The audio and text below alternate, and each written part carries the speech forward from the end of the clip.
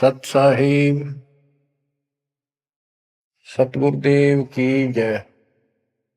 बंदी छोड़ कबीर साहिब जी की जय। बंदी छोड़ गरीबदास जी महाराज जी की जय। स्वामी राम देवानंद जी गुरु महाराज जी की जय हो।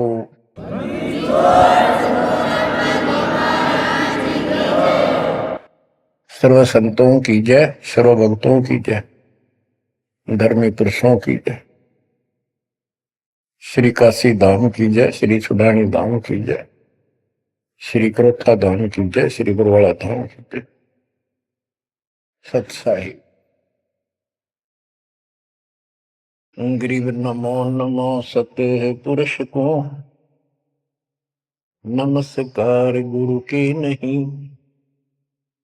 सुर नर मुनिजन साधु, संतों सरसदी। सतगुरु साहिब संत सब, दंडवतन प्रणाम। आगे पीछे मत हुए, किनको पूर्व। कबीर सतगुरु के उपदेश का, सुनिया एक विचार। जय सतगुरु मिलते नहीं, जाते नरक द्वार।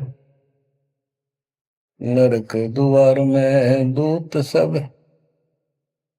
करते खेचा तान। उनसे कभू नहीं छूटता, फिरता चारों खान। कबीर चार खानी में भरमता, कबहू न लगता पार। सो फेरा सब मिट गया, मेरे सतगुरु के उपकार। जय जय सतगुरु मेरे की, जय जय सतगुरु मेरे की। सदा साहिबी सुख से वसियो, अमरपुरी के डेरे की। जय जय सतगुरु मेरे की, जय जय सतगुरु मेरे की। सदा साहिबी सुख से वसियो, सतलोक के डेरे। निर्विकार निर्भय तू ही, और सकल वैमान। जी साधो और सकल वैमान। सब पर तेरी साहिबी, सब पर तेरी साहिबी। तुझ पर साहिब नाम, निर्विकार निर्भय। परम पिता परमात्मा कबीर जी की असीम कृपा से बच्चों, आज हमारे अंदर अपने घर जाने की प्रबल प्रेरणा हुई है। बच्चों, कोई भी काम है उसकी विशेष जानकारी होने के बाद उसमें रुचि बनती है। किसी प्रकार अब हमें पता चला है कि इस लोक में हम गलत स्थान पर रह रहे हैं, और आपको यह भी याद दिला जाता है कि ये शरीर नहीं रहेगा। जिस परिवार को देखकर हम खूब खुश हैं, और होना भी चाहिए, पर ये साथ कितने दिन का है यो तक भी ध्यान देते नहीं। इसके ध्यान ना देने से हम जन्म और मरण के इस महान कष्ट को भोग रहे हैं, इस महान कष्ट को झेल रहे हैं। अभी तक कोई इस तरह सच्चाई कहने वाला नहीं था। जैसे कोई यूं कह देता ना, भाई ऐसे ऐसे वो हो सकता है, मृत्यु हो जाएगी, तो यूं कहा करते भाई, तो भाई ये बात ना बोला, मृत्यु हो जाएगी, अच्छी बात बता। यानी यूं कहना बुरी बात मानने थे कि यूं ना कह, मौत भी हो जाएगी कभी। संसार भी छोड़ना पड़ेगा। यानी इस सच्चाई को अवॉइड करने की चेष्टा करते थे। तो बच्चों, कबूतर क्या करता है, जब बिल्ली निकट आ जाती है वो डर जाता है, उड़ने की बजाय आंखें बंद कर लेता है और सोच लेता है खतरा टल गया, तो वो उसकी गर्दन मरोड़ के खा जाती है। अब आंखें बंद करें काम नहीं चलेगा, ये तो खोलनी पड़ेगी, हिम्मत करनी पड़ेगी, यहां से उड़ना पड़ेगा, काल से बचना पड़ेगा। पहले जैसे 12 कबीर पंथ चले हैं, उससे पहले ये हिंदू समाज, हिंदू धर्म, उसके बाद ये यहूदी धर्म, ईसाई धर्म, फिर मुसलमान धर्म, जैन धर्म, और ये 12 पंथ, इनमें ज्ञान तो बताया जाता था कि भक्ति कर लो, नहीं तो 84 लाख योनियों में जाना पड़ेगा, पशु पक्षी बनना पड़ेगा। और आत्मा डरती भी थी, भक्ति के लिए प्रेरित भी होती थी, लेकिन वो भक्ति शास्त्र विरुद्ध थी, शास्त्र में प्रमाणित नहीं थी, और वो ज्ञान भी शास्त्र प्रमाणित नहीं था। श्रीमद् भगवत गीता अध्याय 16 श्लोक 23 में स्पष्ट किया है कि शास्त्र विधि को त्याग कर जो अपनी मर्जी से मनमाना आचरण करते हैं अपनी इच्छा से, उनको न सुख होता है, न कोई सिद्धि प्राप्त होती है, और न ही उनकी गति बढ़ती। या तो ये कहो कि गीता गलत और ये झूठे गुरु सच्चे, इनमें से एक को रिजेक्ट करना पड़ेगा, लेकिन गीता को कोई रिजेक्ट कर नहीं सकेगा। आखिर में इन झूठे गुरुओं को त्यागना पड़ेगा। बच्चों, परमात्मा के पाने के लिए, उस सुख को प्राप्त करने के लिए कितने कितने कष्ट झेले हम महापुरुषों ने, हमने भी उठाए। हम ऋषि बने, ऋषि बनकर कठिन साधनाएं की, जैसा लोकवेद दंत कथाएं सुना करते थे, उसके आधार पर सिद्धियां आ गई, सिद्धियां दिखाकर फिर प्रसिद्धि होगी, उस प्रसिद्धि के ऊपर हम प्रसिद्ध हो गए और खूब महर्षि प्रसिद्ध हो गए। अब पता चला वो प्रसिद्धि कैसी थी, जैसे आपको राबिया का प्रमाण बताया, 4 साल की ठीक साधना से ऐसे ऐसे चमत्कार भी हो गए, मक्का उठ के आ गया, लेकिन भविष्य जीरो हो गया उसका, सिर भी काट दिया, इतनी प्रेरित थी भगवान के प्रति, लेकिन नथिंग, कुछ नहीं हुआ। काम तो अब बनेगा जब बनवाया जा। गरीब ये जीवन सफल है, जब लग राम रटंत, देखोरी को जाने दे, भरम पड़े हैं पंथ। इस मनुष्य जीवन की सफलता उसी की है जो परमात्मा की भजन करते हैं, अन्यथा इसका कोई यूज नहीं। पशु पक्षी का भी ऐसा ही जीवन है, ऐसे ही कर्म वो करते हैं, खाना पीना, टट्टी जाना, बच्चे उत्पन्न करना, बच्चों के लिए फिर सारा दिन भटक के उनका पोषण करना, फिर मर जाना, ये कोई जीवन है?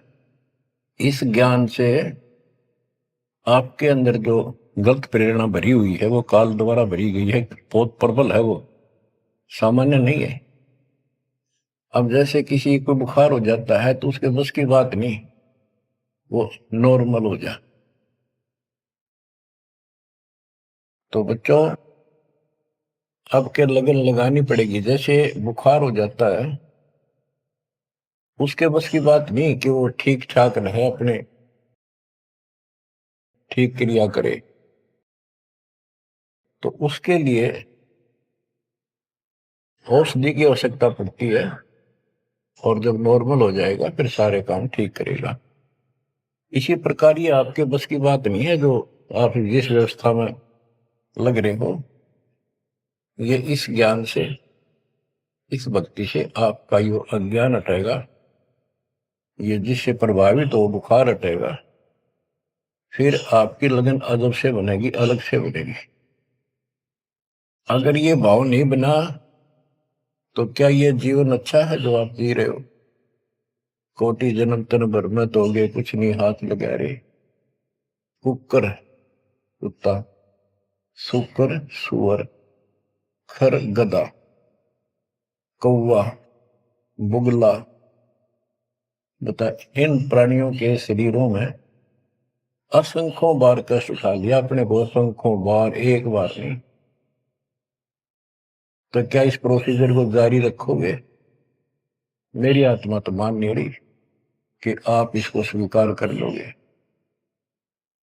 और अब भी आपकी आंख नहीं खुलेंगी और आपकी प्रेरणा नहीं बनेगी तो फिर इंसान नहीं, पत्थर हो तुम, पत्थर।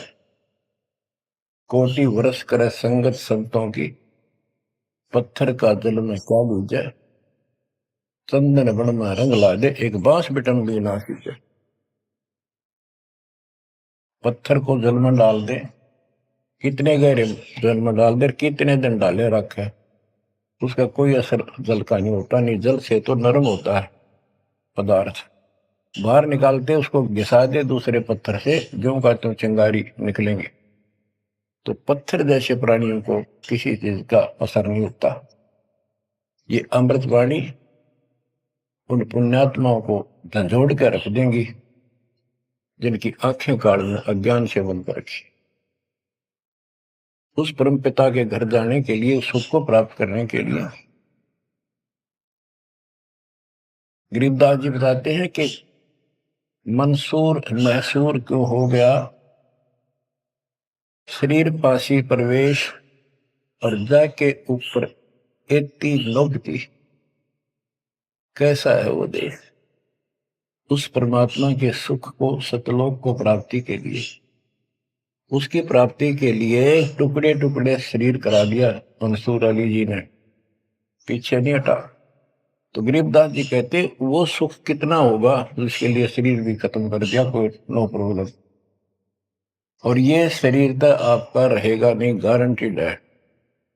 इसलिए बार बार याद दिलाता हूं कि हमारे ऊपर नशा जबरदस्त कर रखा काल ने। ये आपके बस की बात नहीं, ये तो ये एंटीबायोटिक आपको प्रेरित रखेंगे। आप भक्ति भी करोगे, बुराइयों से भी बचोगे और अपने घर जाने की प्रबल इच्छा बनेगी। जहां आशा ता बासा होई, मन कर वचन सुमरियो सोई। गिरिव नरसिंह रूप सतगुरु धरा, प्रहलाद भगत के काज। हिरणाकुश को ले गया, जो तितर को बाज। परमात्मा कबीर जी ने ही नरसिंह रूप धारण किया। ये सारा श्रेय अभी तक श्री विष्णु जी उर्फ श्री कृष्ण जी को दिया जा रहा था। जो भी है, परमात्मा चाहते हैं कि किसी तरह इनकी भक्ति में आस्था बनी रहे। ये किसी को मानकर भक्ति कर रहे, करते रहो, उससे मिलना कुछ नहीं, पर पिछले संस्कार से मालिक उनकी मदद स्वयं करते हैं। गरीब नामा का देवल फेरा, मुई जवाई गाय।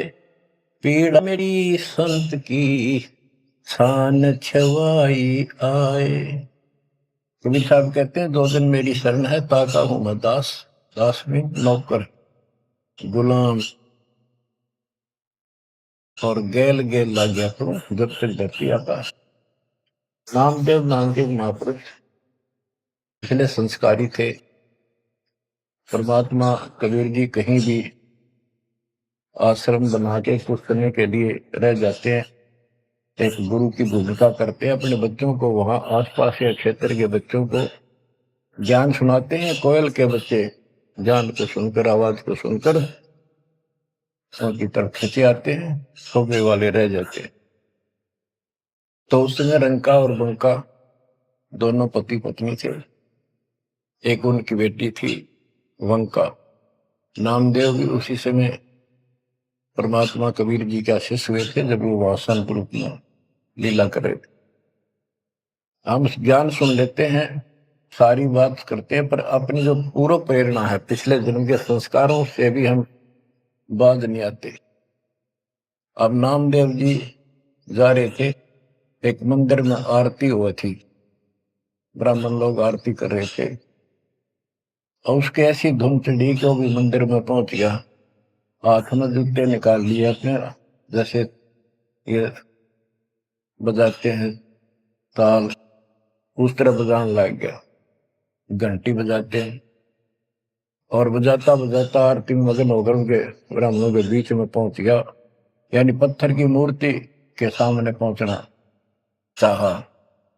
पंडितों ने पकड़ कर उसको मंदिर के पीछे फेंक दिया कि यह शूद्र छोटी जाति का समेत दूसरों में आ गया, हमारा धर्म भ्रष्ट कर दिया, हमारे भगवान को इसने रुष्ट कर दिया। तो परमात्मा वो तो फिर भी पड़ा पड़ा मन की आरती कर रहा था, लो लगी थी दाता में। परमात्मा उस मंदिर का मुंह नामदेव की तरफ कर दिया, और पंडित पिछली साइड में खड़े घंटी बजा रहे थे, आश्चर्यचकित हुए।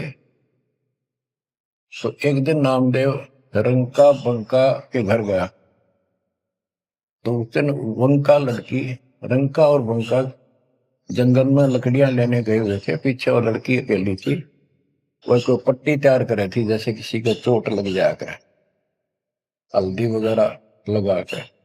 नामदेव बोला, बहन किसको क्या हो गया, किसको चोट लगी, किसके लिए पट्टी बना रही हो?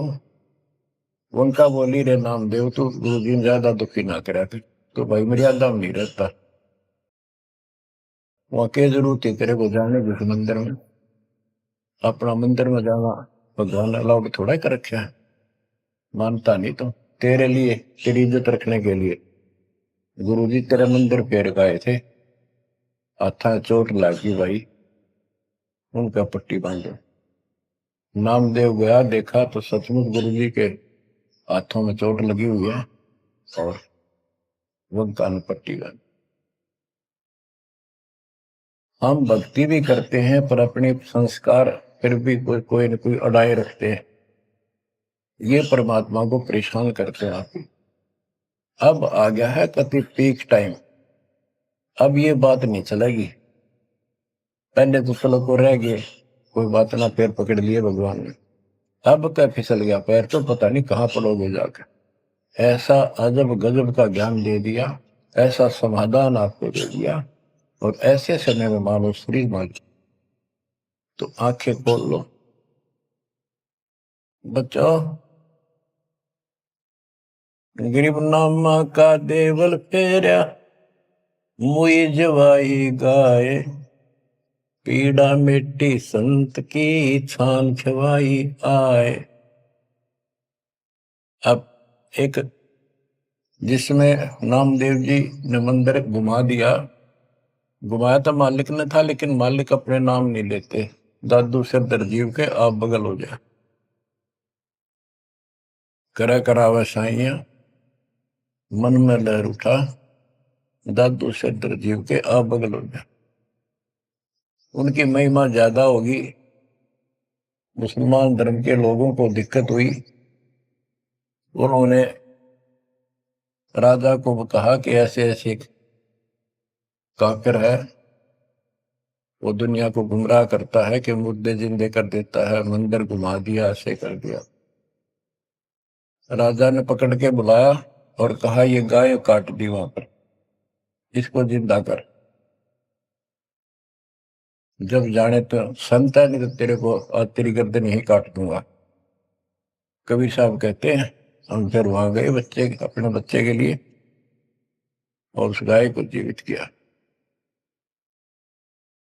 जैसे पुराने समय में सब छान झोपड़ी डाला करते थे, हट घास ग्रास की, और वो साल भर में कंडम हो जाती थी, तो बारिश आने से पहले उनको फिर से या तो नहीं डालते थे, या तो उनमें कुछ रिपेयर किया करते थे।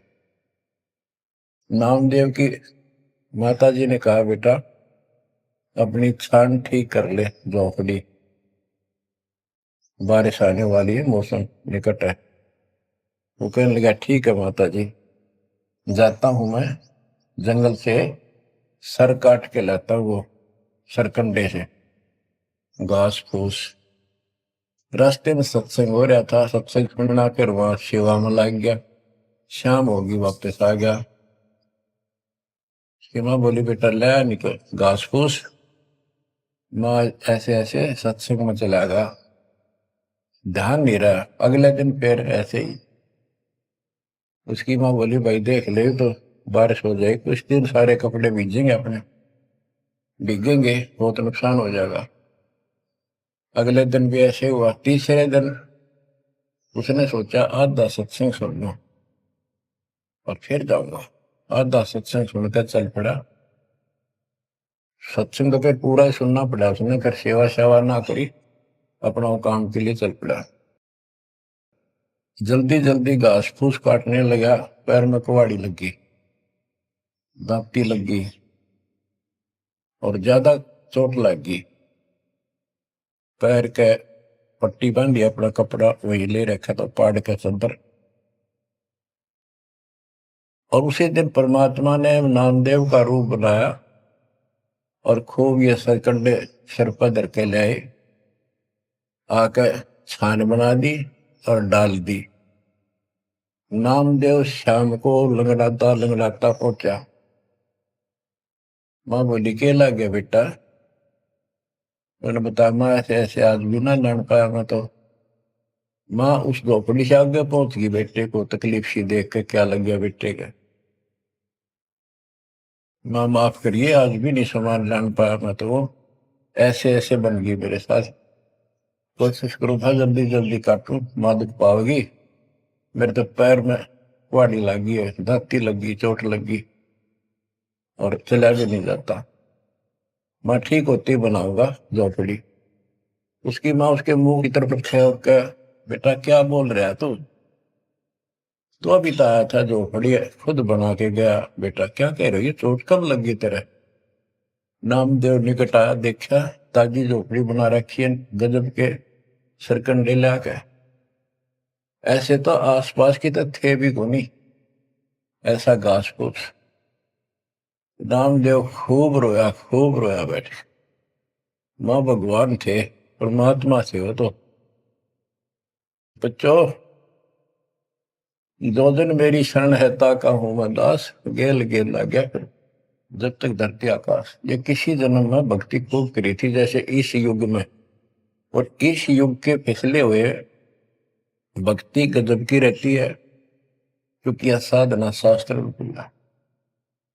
मोक्ष न होता तब तक परमात्मा इनके साथ ठहरे। इनसे चमत्कार भी होते रहते, नाम भी हो जाता, पर काम तो ना बढ़ा, मोक्ष तो ना हुआ। तो ये जो ज्ञान आपको सुना जा रहा है, ये हर पहलू पर आपको सतर्क किया जा रहा है। तो या तो इस भक्ति ने छोड़ दो, रिया कति दर्द हो जाओ, कमर कस लो, अब का पीछा छुटवाना है। ये लल्लो पत्तो बहुत होली। केवल हम सुख मांगते हैं, धन मांगते हैं, बेटा ना तो बेटा मांगते हैं और धन संपत्ति मांगते हैं।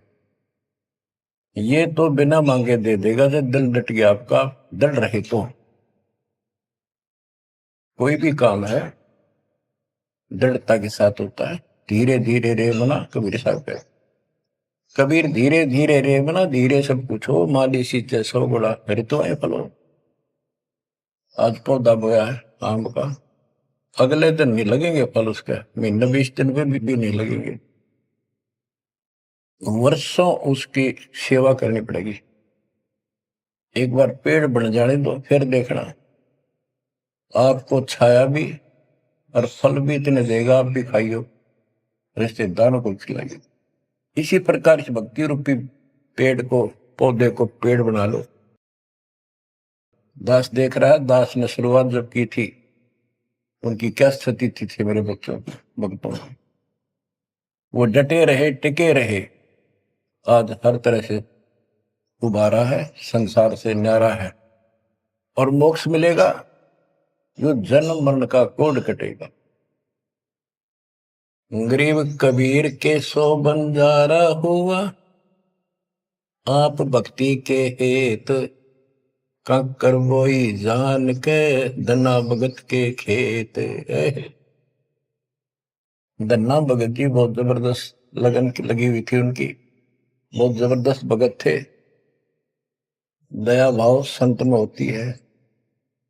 बारिश हुई, बीज सभी किसान ज्वार बीजने चल पड़े। तन्ना की पत्नी ने भी ज्वार दे दी 5 किलो, अल्ले खेत में बो के आओ। भगत जा रहा था बैलों को साथ, बैल लेकर के, हल लेकर के।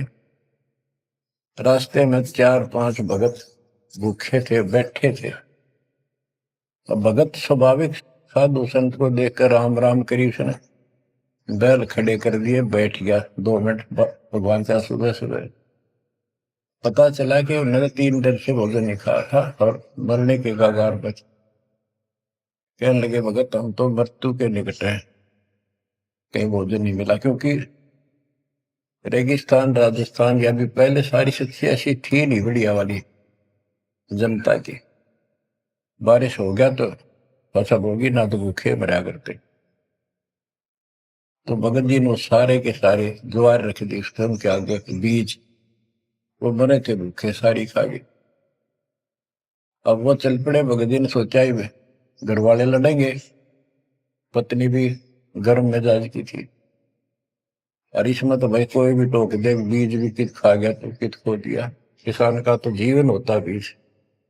लेकिन उसने परिवार न्यौछावर कर दिया।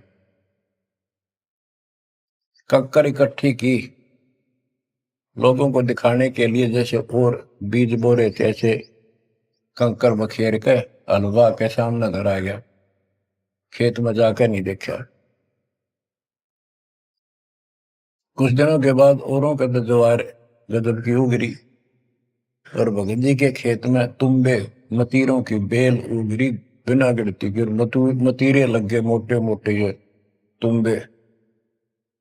अब क्या होता है कि भगत जी के खेत में, धन्ना भगत के खेत में बहुत ज्यादा बेल उगी मतीरों की। मतीरे से मोटे मोटे लाग गए, ऊपर नीचे पड़े न भरी दिखे उनका खेत भरा। कुछ दिन के बाद क्या होता है कि बारिश ना होने से उस क्षेत्र में अकाल जैसी स्थिति होगी। वह ज्वार किसी का हुई, किसी की थोड़ी बहुत हुई, बिल्कुल नहीं हुई। तो वो तो बाद की बातें हैं। किसी ने जाके धन्ना भगत की पत्नी को बता दिया कि तुमने ज्वार नहीं बोई। वह बोली बोई, वो कहा हमारा भगत कि ना आपके तो मतीरे उग रहे हैं, ज्वार है ही नहीं। उसका दुख हुआ, ज्वार भी कित खा गया यो। तो वह गई, देखा सचमुच वहां तो मोटे मोटे मतीरे भरे पड़े। एक मतीरा यानी एक तुम्बा लेकर चल पड़ी। धन्ना भगत को पता था कि बात आज बिगड़ चुकी है। उसके बाहर जाते ही भगत वहां आ जाते थे, उसके रहते नहीं आते थे। वह जल्दी वापस आ गई। धन्ना भगत ने सोचा था शाम तक आओगी। भक्तों से कहा तुम जाओ, बात आज गड़बड़ है। सिर पर बतीरा रख रखा। आते उसने बतीरा सिर में मारा धन्ना भगत का। धन्ना भगत जी ने थोड़ा बचाव किया तो धरती में लगकर फूट गया। फूटते उसमें ज्वार निकली जैसी बीज की साफ सुथरी भेजी थी। अब भगत जी तक टेढ़ा पड़ा, सिर बचाया, और वह देवी देख रही थी, कभी धन्ना भगत को कभी ज्वार को। तो वह बोली ये कहां से आ गई ज्वार इसमें। धन्ना भगत नहीं बोला। वह फिर खेत में गई, वह ज्वार उठाकर अंदर रख ली। वहां जाके देखा कपड़ा बिछाकर मतीरे फोड़न लागी, ढेर लाग गया। गठड़ी बांध के चल पड़ी, ढोण लागी ज्वार। अरोरा की ज्वार कति कंडम सी होगी, वो ये को ना खड़ी तो रही, पर बस उसमें बीज नहीं बना, सूखी सूखी सी खड़ी। अब वह 3-4 गठड़ी 5-6 गठड़ी ले आई भर भर का। भगत बोला जितनी आपने अपनी होनी चाहिए थी ना तेरे खेत में उतनी रखना, ज्यादा ना लेना। भगतमती ने बोली तू तो ऐसे करा कर, भगवान ने दी है सारी लाऊंगी। वह गठड़ी भर का चाली जब उसका कोटा पूरा हो लिया, वहां तक तब बोझ मरती आई बाहर खूब लग गया, उतारी तो सारा फूस बना पाया, एक फेर लाई वो भी नहीं हो गया, हार के बैठ गई। फिर धन्ना भगत के खेत में ज्वार निकला, तुम्बों से ज्वार ज्वार निकला, गांव इकट्ठा हो गया। भगत बोला भाई अपनी बांट लो थोड़ी थोड़ी, तुम सारे भूखे मर तो बच जाएगा गाँव। तो सब ने अपने हिसाब का थोड़ा थोड़ा ले लिया और फिर भी उबरती रहेगी। बच्चों ये बातें कोई बनावटी नहीं है। जिनने भगवान के ऊपर समर्पण किया, जो भगवान पर समर्पित हुए, भगवान ने कभी उनका मारा नहीं। चारों युगों को देख लो, हमने किसका रखा मारा। तो बच्चों ये महापुरुषों की जो कथाएं हैं आज अपने काम आऊंगी। आप एक बार लग कर देखो इस मार्ग, कोई जगह नहीं रहेगी आपको अगर मगर करने की, इस मन को कति परमात्मा हर तरह से संतुष्ट कर देगा। दास अपनी एक कथा बताओगा। हम सुनते थे कि द्रौपदी का चीर बढ़ा दिया भगवान ने, पर ये नहीं पता था क्यों बढ़ाया था। वो तो अब इस तत्व ज्ञान से निखार हुआ कि कबीर परमात्मा ने एक लीला करके उसका लीर ग्रहण किया कपड़ा, और उसके कारण बढ़ा था। तो इससे कोई किसी को कहते वो मानता नहीं था, ये कोई बात है, कैसे हो सकता है, ऐसे नहीं हो सकता, वैसे नहीं हो। हम भी मानते थे कि चल ना होगा, पर भगवान तो है और बहुत काम कर रखे हैं। मन मानता था भगवान कुछ भी कर सकता है, क्योंकि आस्था जब भी बनती है जब ये भावना बढ़ जाएगी परमात्मा जो चाहे सो कर सके। उसके सामने इम्पॉसिबल वर्ड नहीं है उसकी डिक्शनरी। आपको बताता हूँ, नाम ले लिया, 2-3 साल हुए थे बस। 1988 में नाम लिया, 1990 या 89 की बात है, 88 या 89 की। तो एक मकान बनाया, ऊपर मकान बना रखा है, उसके ऊपर एक गैलरी ही पूजा स्थल बनाया, 5.5 बाई 15 फुट का। उसमें एक गली में झांकी थी, खिड़की और विंडो, और एक अंदर आंगन की तरफ क्रॉस वेंटिलेशन बढ़िया था। तो जल्दी के कारण मैं बने बनाए वो लिया जंगड़े, पूजा स्थल 2 मांझ का उनको पेंट करके लगा दिया। उनमें शीशे भी लगे हुए थे। एक शीशा टूटा हुआ था, एक शर्फ खिड़की का, वो डबल होते, मैं ये चढ़वा देंगे बाद में, जल्दी काम हो जाएगा। वहां मैंने ये भक्ति बोध छपुआ कर रखी कि गुरुजी आएंगे उनको सौंप दूंगा, वो आगे भक्तों को देते रहेंगे जब कोई दीक्षा लेगा। ऐसे सेवादास करने लगा। क्या हुआ कि उस जो शीशा फूटा हुआ था उसमें के चूहे बढ़कर उनको काटने लगे। और उस समय क्या था, जब वो जंगले लगाए तो जाली ले आया था, ये एक लोहे की जाली जो मच्छरों से बचाने के लिए खिड़कियों पर लगाई जाती है बाहर की साइड। और वो गलती से वो गलत काट के दे दी। मैं वो साइज लिख के उस लोहे की दुकान पर दिया, भाई ये काट के तैयार कर दे, इनका गल बना दे। मैं और सामान लेकर वापस आया, उसने बांध के लपेट कर रख रखी थी, मैं उठाकर चला आया पैसे देकर। आके मैंने कहा ले भाई लगाओ। तो ये बड़ा लड़का, अरे वहां किराएदार रहता था, वो बोले हम लगा देंगे। कील क्या सारी ला रखी थी, उन्हें सीढ़ी लगाई। मैं तो चला गया उनको कह के, शाम में आया तो कोई नहीं लगा रखी। पूछा भी कारण क्या था, क्यों नहीं लगाई। उन्होंने बताया कि छोटी है, बराबर में छोटी रहेगी, कम से कम 9 इंच छोटी। वो लिखा था मैंने 3 फुट 9 इंच, उसने 3 फुट काट दी, या नौकर ने देख के काट, या गलती लगी जैसे भी। फिर मैंने सोचा भी छोड़ो भाई, अब किसके साथ मत्था मारे जाकर, वो कहेंगे तेरी गलती है, आपने यही साइज बताया था। मैं इस चक्कर में नहीं पड़ा करता। मैंने वो उठा के स्टोर में डलवा दी। एक सीजन बारिश का ऊपर का उतर गया, फिर वो नित्य नेम छपवाई पुस्तक, फिर उसमें चूहे बढ़ने लगे। कपड़ा बांधा, कपड़ा काट दिया। ये मन में था कि वो जाली तक पूरी है नहीं। फिर दिमाग में आई, भाई ऐसे करो, इस एक खिड़की में दिक्कत है, इस जाली को ऊपर नीचे करके दोनों को एक में सेट कर दो। तो वही दोनों किराएदार, ये बड़ा लड़का, ये छोटा ही था, 12-13 14-15 साल का। तो मैं उनको कह के अपनी ड्यूटी पे चला गया। इनकी माता जी ने, नारों ने, वो वहां से निकाल के जाली स्टोर से नीचे डाल दी, भाई लगा दियो। इन शाम सी न लाई किता। मैंने आके पूछा, एक जाली ला रखी, वह पूरी एक नीचे पड़ी। मैं ड्यूटी से आया शाम को 5 बजे। मेरे दुआई बात खटक रही थी, इन लगा दी होगी बच्चा ने ठीक से ना, मैं आप लगाऊंगा साथ लगकर। मैंने देखा एक जाली नीचे पड़ी, एक ऊपर लगा रखी, उसी पे जो शीशा टूटा हुआ था, गिलास।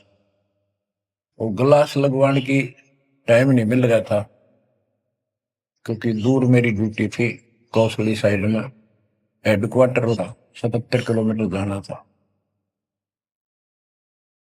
ये ऐसा था ही, जुगाड़ करना चाहा था मैं, कर दे फिर आराम से कर लेंगे। तो मैंने अनारों से पूछा कि ये जाली लगा दी उन्होंने? अब ईब ला के गए, सवेरे की कह रही थी भाई ला दे, पर ध्यान नहीं दे रहा था यो, लापरवाह। ईब ने देखा गाने वाला पापा, फटाफट बुला कर नींद को लगवा दी।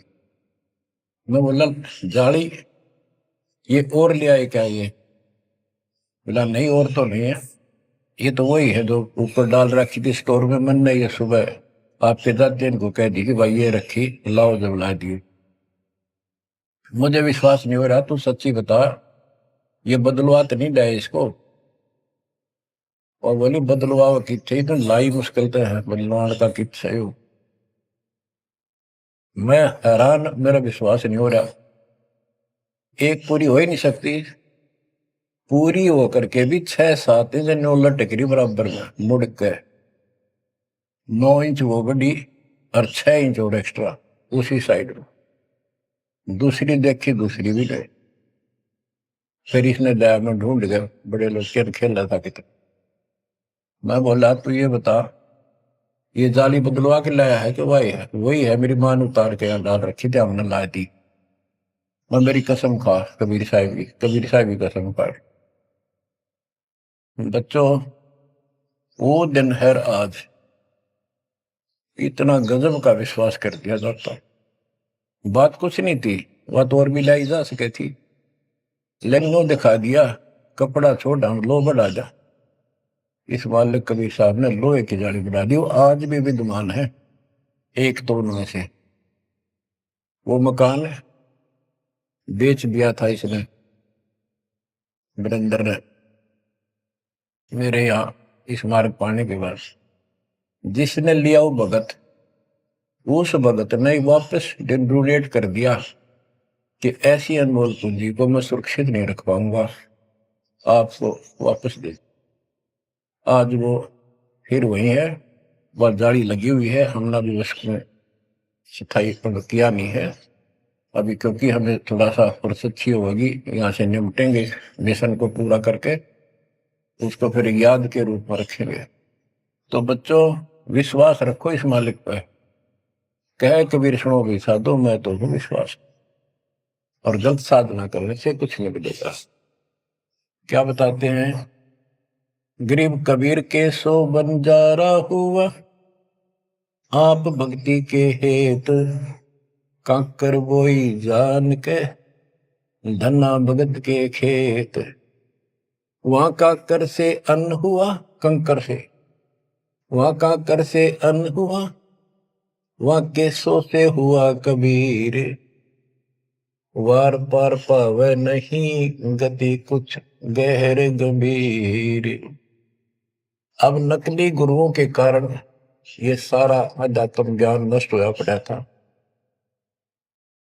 उसके बारे में कबीर साहब बताते हैं, गरीबदास जी बताते हैं, गरीब विष्णु त्रिलोकी नाथ के, परचे कोटि अनंत, भक्त वत्सल भगवान है, क्यों निंद है संत। यानी भगवान में आस्था बनाए रहने के लिए परमात्मा ने इन पर विष्णु जी को निमित्त बनाकर लीलाएं की। कहते इनको विशेष वो ना समझो, ये भी अच्छी आत्मा है, 3 लोक के नाथ है। अब जैसे कोई मंत्री है, उसकी भी पावर होती है, उसको ये कहना तो कुछ नहीं है, प्रधानमंत्री सब कुछ है, ये तो लड़ाई वाली बातें हैं। ये तो सतीथी बताई है, इनकी इतनी औकात है, इतनी ताकत है, उनकी इतनी है, इनसे हम दूर नहीं हो सकते और इनको एज ईस्ट पूज भी नहीं सकते कि ये करतार बने हुए हैं अपने आप। ये वो करतार नहीं जो होना चाहिए। गरीब करता ऊपर चोट है, कहते हैं करतार, मूल लह नहीं मूर्खा, गिनते हैं क्यों डारे। कि जितने करतार अपने आप बना रखे तुमने, राम कृष्ण विष्णु, ये फिर कितने बना रखे। कर्ता ऊपर चोट है, जो एक करतार को छोड़कर अन्य जो कर्ता बनते हैं उनकी दुरुक्ति होती है। रामचंद्र देख लो, सारी उम्र दुखी रहा और कर्ता बन रहा था, लोग भगवान के थे भी मान लेता था, आजीवन कष्ट रहा, अंत में सरयू नदी में जल समाधि ली, डूब का मेरा। कृष्ण जी सारी उम्र दुखी रहा, सुख का सांस कभी नहीं, कभी कंस, कभी केसी, कभी चाणूर, कभी कुछ पूतना, और आखिर में दुर्वासा के श्राप से कुल उनके सामने नष्ट हो गया। जिसका कुल सामने मरे है और पश्चाती वो जीव है, सबसे निर्भाग आदमी है। सब कष्टों को देख कर रो रो के टाइम काटा, आखिर में एक विषाक्त तीर से मारेगा, विषाक्त जहर से बुझे हुए एरो तीर से मारेगा। अब क्या बताते हैं, गरीब करता ऊपर चोट है, कहते हैं करता रे, मूल लह नहीं मूर्खा, गिनते हैं क्यों डारे। के मूल की पूजा क्यों नहीं करते, डालियों ने क्यों गिनते फिर हो तुम, कितने भगवान है, कितने टहनी है। मूल से सब कुछ होता है। गरीब सतगुरु साहिब एक है, दूजा ब्रह्म विरोध, बिन सतगुरु सूझे नहीं, चाहे पढ़ो 18 बोध। गरीब गल गोटा गुरु आखने, फांसी दे अड़ाए, द्वादश तिलक बनाए कर, चंपुर दे धकाए। कि ये इंसान का नाश करने, मनुष्य जीवन को बर्बाद करने वाले, ये बाह्य दिखावा करके द्वादश तिलक 12 तिलक बना लेंगे, कंठी माला पहन लेंगे, लाल कपड़े, बड़ी बड़ी दाढ़ी मूछ उठा लेंगे या घुटन घोट हो जाएंगे, मूड मुड़ा लेंगे। ये गड़गोटा है, ये काल की फांसी लिए कर रहे, झूठी साधना करवा के। कहते द्वादश तिलक बनाए कर लोग इन पर कुर्बान हो जा, साधु है, और जमपुर दे धक्का, यानी उस नरक में धक्के ते ठोक दे, या साधना गलत पे जाएगा फिर वहां। गिरम झूठे गुरु का नाक ले, फिर श्रवण और नैन, सतगुरु बोले साखिए, दूर कर पोकट फैन। कहते नकली गुरुओं का, इनका जूते मारे, नाक काटे, यानी कहने का भाव है कि इनका बच जा, दूर हो जा, फूक दे। फूकना मतलब ये नहीं आग लगा दे या उन्हें मार दे, उन्होंने को आग रहे। कैसी यह कहावत हमारे यहाँ कि इसने फूक दे एक तरफ, जैसे कोई सामान मंगाया, इसकी जरूरत नहीं, कौन खा ला, ना फूक एक तरफ, यानी पटक दे दूर। एक गरीबदास जी कहते झूठे गुरु के नाक कान काट दे। इसका अर्थ है कि उनको कति वहां से अपने से दूर कर ले। गरीब झूठे गुरु को झटक दे, से स्वामी को फूक, या मैं दोष जरा नहीं, शब्द कहा हम कूक। गरीबदास जी बताते हैं झूठे गुरु को झटक दे, और जो नकली शिष्य उनकी मान नक चिपके बैठे उन्हें भी फूक। फूकने का मतलब ये नहीं उन्हें मार दे कि एक तरफ पड़े रहने दो। गरीब पीछे गई सो जाने दे, ले रहती को राख, पुत्री लाभ चढ़ाई यो करो अपूठी चाक। गरीबदास जी कहते पीछे जो हुई सो हुई, उसने भूल जाओ, अब शेष बचे जीवन में संभाल लो, उतरी लाभ चढ़ाइयो करो अपूठी चाक। जैसे हम सत भक्ति ना करने से हमारे सारे काम बहुत खिंच के होते ही नहीं, परेशानी रहती है। और जब सच्चा गुरु मिल जाता है वही काम फटाफट होने लग जाते हैं। पुराने समय में कुएं से जल निकाला करते थे, सिंचाई का काम भी कुओं से होता था। उसमें बैल जोड़े जाते थे, एक लाव होती थी, लाव, वो डोल नीचे जाता था, एक लकड़ की पुली होती थी, लोहे का इतना सिस्टम नहीं था, फिर लोहे की बनने लगी थी पुली, उसके ऊपर वो लाव यानी रस्सी, मोटी रस्सी होती थी, बढ़िया मजबूत। वो पुली से नीचे उतर जाती तो अब पुली घूमती नहीं, वो फिर कैसी होती थी, वो घूमती नहीं और अड़का खड़ा हो जाता, नीचे रस्सा गिर जाता साथ में।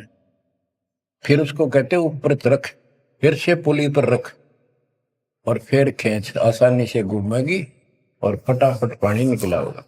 कि शास्त्र विरुद्ध साधना करके भक्ति से दूर होकर भगवान से तुम दुख पा रहे हो, फिर से भक्ति शुरू कर दो, फिर आपको सुख। गिरिव पीछे गई सो जानते ले रहती कुआख। जो शेष बचा जीवन इसको संभाल ले रख, उतरी लाभ चढ़ाई यो करो अपूटी चाख। गिरिव बोए बिन पावे नहीं जीवित कैसा योग। 84 आसन करे मिटे न संसार शोक। के जीवित मरे बिना परमात्मा प्राप्ति नहीं होगी। तुम जैसे बकवादों में लग रहे हो, जीवित कैसा योग, ऐसे भक्ति नहीं पड़ेगी। और जो 84 आसन कर करके लोग दिखावा करते हैं, इसे मोक्ष नहीं है। गिरिव पंचअग्नि पाखंड है मौनी तपे आकाश। झरने बैठे क्या हुआ, क्या जी में पंच गिरास। ये 5 धूने लगा के बीच में बैठ जाती है पाखंड करने के लिए। इन मकला इतनी है ज्ञान नहीं इनको। कोई मौन रखता है, कोई तप करता है, मटके गड्ढे के अंदर सुराख करा के एक तपाई कर रख के 40 दिन सर्दी के महीने में 100 मटके डेली पानी के अपने सिर पर डलवाता है। और वो बड़े बड़े गांव के लोग उस पाखंडी के चारों तरफ परिक्रमा करते हैं। और कोई कहे मैं सिर्फ 5 गिलास खाया करूं, ज्यादा खाता नहीं। इस तरह के ड्रामाबाजी से अट्रैक्ट करते पब्लिक को, पल्ला कुछ नहीं। गिरिव दूधा धारी शब्द है पान फूल फल खाई। घट में नाम न संचय ये बंधे जमपुर जाई। कई बताते हैं एक बाबा है, दूध दूध पियो है, बड़ा शब्द है, दूध दाधारी बोला है। और केवल कभी फल खा लेता है, तो फूल फल ही खाता है। तो गरीबदास जी कहते हैं गरीब दूध दाधारी शब्द है ये पान फूल फल खाई। घट में नाम न संचय रे बंधे जमपुर जाई। सच्ची भक्ति है नहीं, सीधे नरक में जाएंगे। गरीब चुंडित मुंडित भद्रा मोनी मैल न पावे। धूमर पान ठडेसरी ये 2 जग धक्के खा। गरीब योग नहीं यो रोग है जब लग निज नाम न चीन। घर घर द्वारे भटकते बेख बिना यकीन। गरीब बेख लिया तो क्या हुआ जब लग नहीं विवेक। 3 काल निपजे नहीं मिटे कर्म रेख। के चुंडित मुंडित, जैसे बड़े बड़े सिर पर जटा रख रखी है, दाढ़ी बड़वारी, माला मूला पहन गए, बाहर भाई ड्रामा खोल कर रखा है, लाल कपड़े पहन रखे, या कति गोट करवा रखा, मुंड मुंडवा रखा। कहते हैं इनसे कुछ नहीं मिलना, कोई मौन रखते हैं। गरीब चुंडित मुंडित भद्रा मोनी मैल न पावे। धूमर पान ठडे सरी ये 2 जग धक्के खाओ। ये धूमर पान करें, नशे करें, 100 रुपए की मारे चलम भर का ढूंढ उठा दे, ठडे सरी खड़े होकर तप करते, कहते 2 जग में धक्के खाओगे, नरक में जाएंगे। बच्चों, ये मूल ज्ञान है, ये तत्व ज्ञान। और ये जो ज्ञान आपको दिया जा रहा है, आपके लिए वरदान होगा। ये कबीर साहब की गिफ्ट है। इस रजा को संभाल के रखियो, इसको हल्के में ना दियो बच्चों। कुर्बान हो जाओ, ये धन दे करते था सिंधन हो गए, कितना पुराना पट्टा।